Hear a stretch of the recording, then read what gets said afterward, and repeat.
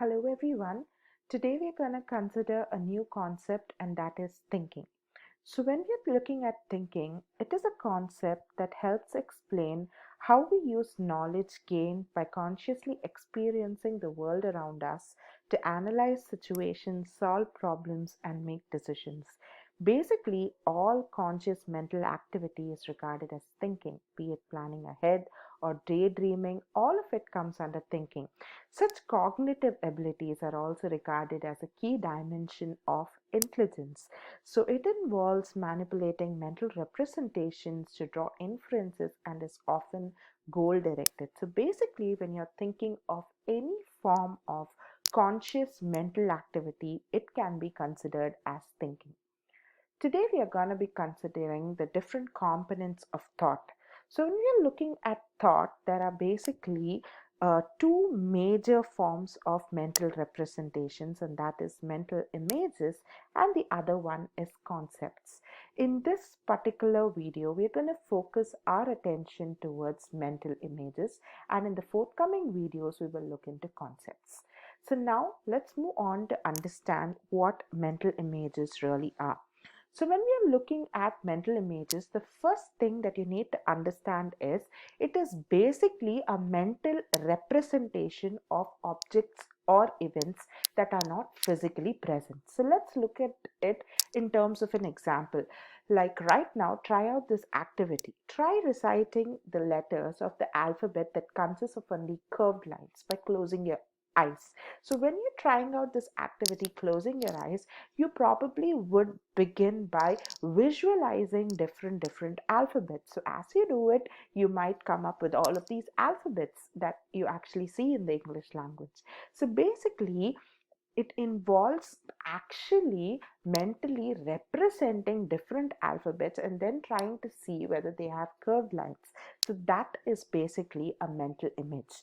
So although we call it as a mental image, and although it is termed as a mental image, you need to know that it is not only restricted to vision but also to other senses like smell, taste, texture. For example, if right now I ask you to think of a smell of, a traditional Indian food, for example, say a biryani, you would be able to mentally try to be able to represent it. Or the smell of cheese, okay, coming out of a pizza, you would be able to actually, mentally represent that particular sense of smell. So similarly, the taste, okay, for example, trying to taste, okay, the pizza on your lips, okay, on your tongue, sorry, okay, so you would be able to really taste it, right? Okay, though it's not really present. Okay, so all of these things, like you trying to mentally, feel certain things or sense certain things in different sensory modalities, all come under mental images. Okay, so that is one unique aspect about mental images. Next thing that you need to know about mental images is mental image scanning.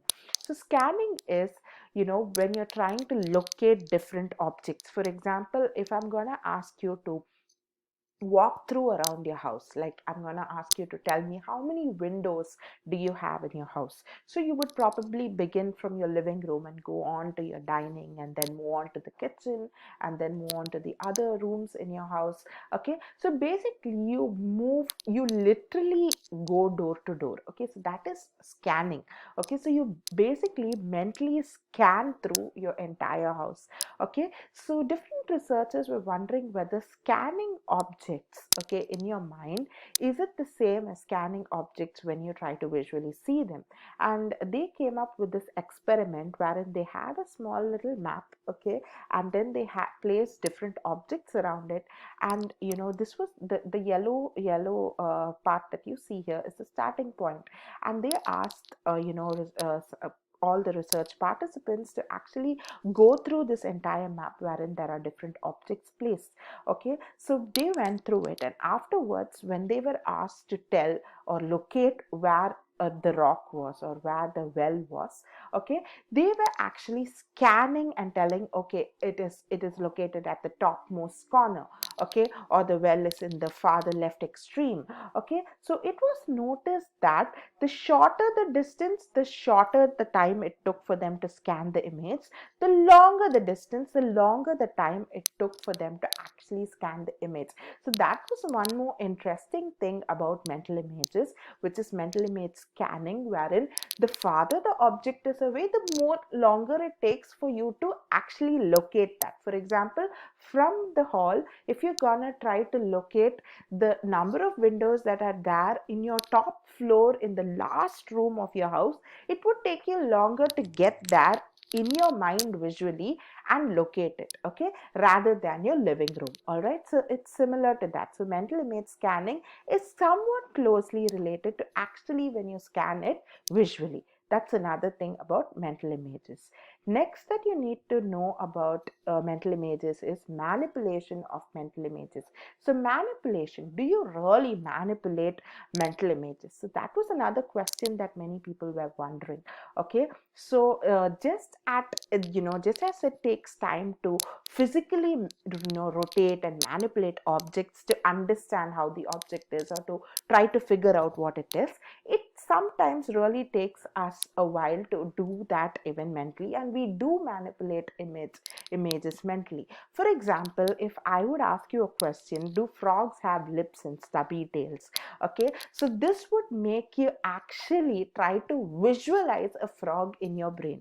Okay, so you will end up trying to visualize a frog. You will try to look at the frog's face, and then you would like to rotate the frog and see its back to see whether there is a stubby tail. So yeah, so basically you try to look at the frog that you actually see right now on your screen mentally, and you try to locate these different parts that I had actually mentioned. So manipulation of mental images is very much possible, just like how you manipulate physical images. So that's another interesting fact about mental images.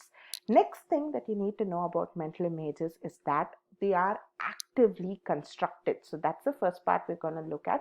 Okay, so because mental images are actively constructed, let's look at how these images are first of all constructed by trying to locate and understand how, first of all, how physical images are constructed. For example, right now you might be hearing me either by looking at your laptop or just by looking at the video on the mobile. So you have an object in front of you. So basically this object right here that you see is the physical image of the object. So what happens is your eyes kind of take in the stimulus, the external stimulus of a physical image to your visual cortex, and the other areas of the cortex basically interpret and process the information, and finally your visual cortex realizes or interprets the whole idea that this is a laptop or this is a mobile, things like that. Okay, so basically that's how you understand objects in space.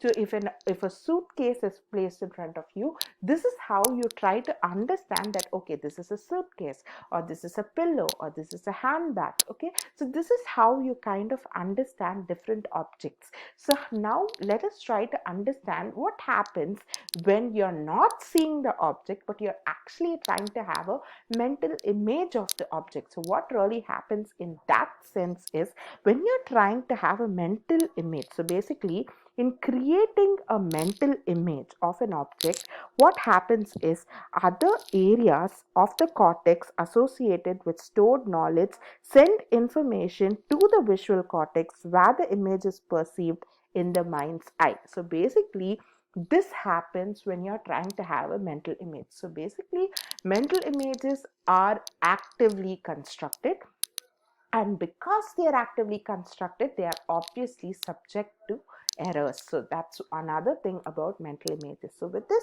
we come to an end of our discussion about mental images. Hope you've all understood this video. Do let me know if you have any doubts. Thank you.